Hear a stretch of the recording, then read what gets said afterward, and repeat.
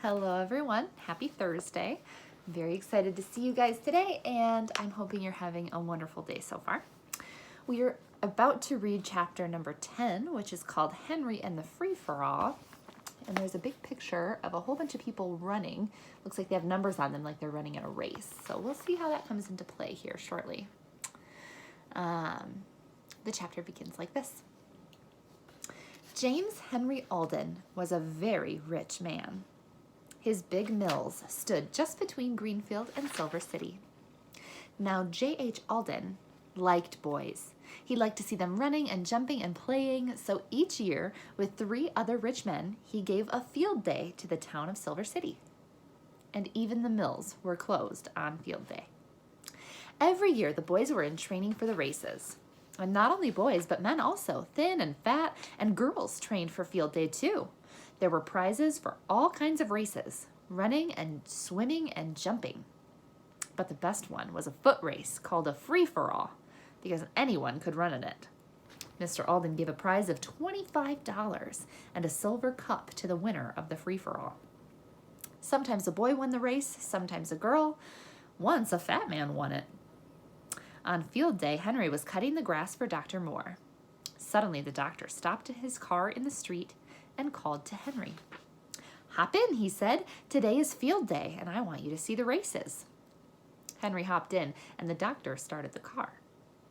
"I'm sorry I can't go," said Dr. Moore, "and I want to know all about it. I want you to tell me who wins each race." Soon, Henry found himself sitting on the bleachers. By and by, a small boy climbed up the bleachers and sat beside him. Then a man called, "Free-for-all, come and get ready." "What is that?" asked Henry. "A free-for-all?" "Don't you know?" asked the small boy. "Didn't you see the one last year?" "No," said Henry. The boy laughed. "That was a funny one," he said. "There were 2 fat men in it and some girls and boys. That boy over there won it. You should have seen him. He ran so fast you could hardly see his legs at all." Henry looked at the winner of last year's race. He was smaller than Henry, but he was older. Suddenly, Henry stood up and quietly left the bleachers. He went to the room where the boys were getting ready for the race. "Do you want to run in the race?" a man asked him. "Yes, I do," said Henry. The man gave him some track clothes to put on. "Where did you train?" he asked. "I was never trained," said Henry. "These boys have been training all year," remarked the man. "Oh, I don't think I'll win," answered Henry, "but I like to run. It's lots of fun, you know." "So it is," said the man. "So it is." Henry could hardly wait for the race to begin. He loved to run. But at last, the race was called. It was time to start. Henry was number 4. Now Henry began to think. "It's a long race," he said to himself. "I must go easy at first." The bell rang. Off went the runners down the track. In almost no time, Henry was far behind most of the other runners. But he didn't seem to mind this. "It's fun to run anyway," he said again to himself, and he tried to see how easily he could run. All at once, he had another thought. "I've tried to see how easily I can run," he said to himself. "Now I'll try to see how fast I can run." Then all the people began to see how fast Henry could run. He ran faster and faster, and soon he passed the 2 girls ahead of him. Then he passed a fat man and a little boy. The people began to shout, "Number 4! Number 4!" Here was the kind of race they loved.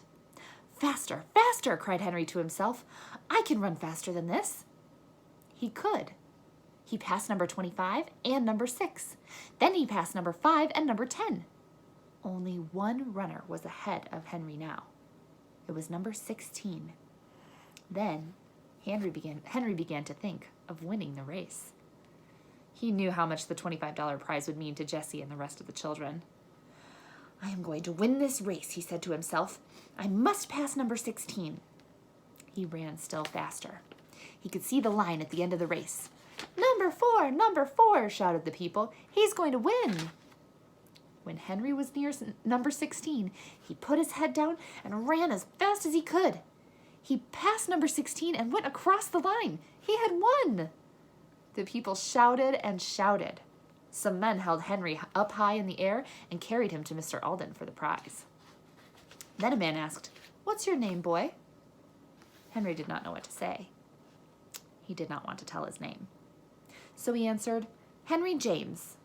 Now, this was Henry's name, but it was not all of his name. At once, the big sign said, Henry James, number 4, winner of free-for-all. Here's the prize, Henry James, said Mr. Alden. You can run well, my boy. I'd like to see you run. He gave Henry a silver cup and the $25. Then he shook hands with him. Just then, Dr. Moore came along and climbed up in the bleachers, but Henry did not see him. The doctor laughed to himself as Henry James shook hands with James Henry. At last, Henry got away from the people and started back to Dr. Moore's. He had the $25 prize in his pocket. When Dr. Moore came home and found Henry cutting the grass, he laughed quietly to himself. I just got home, said Henry. I will tell you who won all the races. Dr. Moore did not tell Henry that he had been up in the bleachers. He let Henry tell him about the races. And who won the free-for-all? He asked. I did, said Henry. You did, cried Dr. Moore. Good for you. What are you going to do with the money? I'll give it to Jessie, said Henry. Good, said the doctor. When Henry arrived at the boxcar with the $25, he found dinner ready. Jessie had boiled the rest of the vegetables and put butter on top. The children began to eat, but hungry as they were, they stopped when Henry told them about the race and showed them the silver cup. They were so excited that they couldn't eat. You won the race, Henry, cried Jessie, delighted. Oh, I'm so glad. You can run fast, Henry, said Benny. I'm glad you won the race, too. He looked at the silver cup. I said my name was Henry James, said Henry. That's right, said Jessie. So it is. You didn't have to change it. Are we rich now, Henry? Asked Benny. No, not very, said Henry, laughing. By the way, I bought something for supper. Jessie looked in the bag. There were some fat brown potatoes in it. Oh, I know how to cook these, cried Jessie happily. They will be good. You just wait. I can't wait, said Henry, laughing. Then he went back to work. After dinner, Benny played around with the dog. Benny, Jessie said suddenly as she hung her dish towels up to dry, it's high time you learned how to read. No, said Benny. No school now. Jessie laughed. No, she said, you can't go to school, but I can help you. I wish I had a book. We could make a book, said Violet. We have all the papers left from bundles. So we could, replied Jessie. But what could we use to make words? We could use a burned stick out of the fire, said Violet. So Jessie put the end of a long stick into the fire and burned it black. Then she used the burned end to make words. Won't Henry be glad when he finds Benny can read? Cried Violet. Now Benny did not want to learn to read, but he liked to watch the girls make the book. Jessie made the words, see me, in the book. She called Benny, but he could not tell see from me. Don't you see, Benny, said Jessie. This one has an S. It says see. This one has an M. It says me. But Benny did not see. It's too hard for me, he said. I'll tell you, Jessie, said Violet at last. Let's make C on one paper and me on the other. That's the way they do in school. Then have him point to C. The girls did this.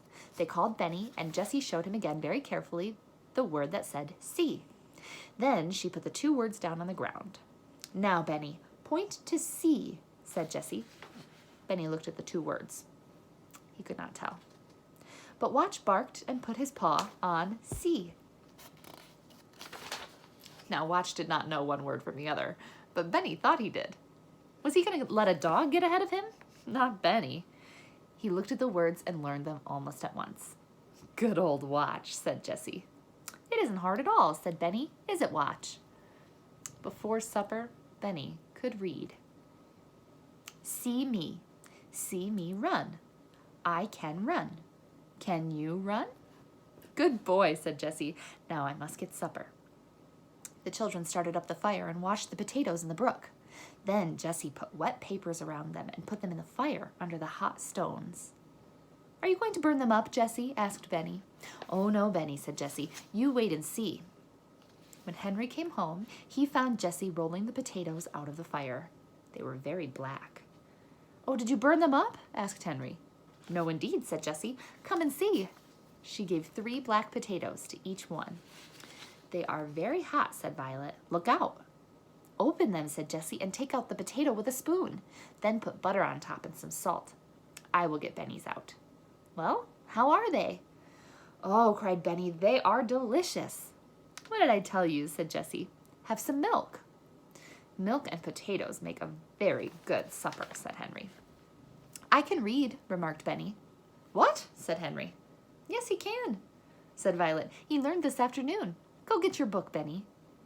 Benny liked to read now. It is not hard, he said. Watch can read too. Oh, can he? Laughed Henry. Let's see him.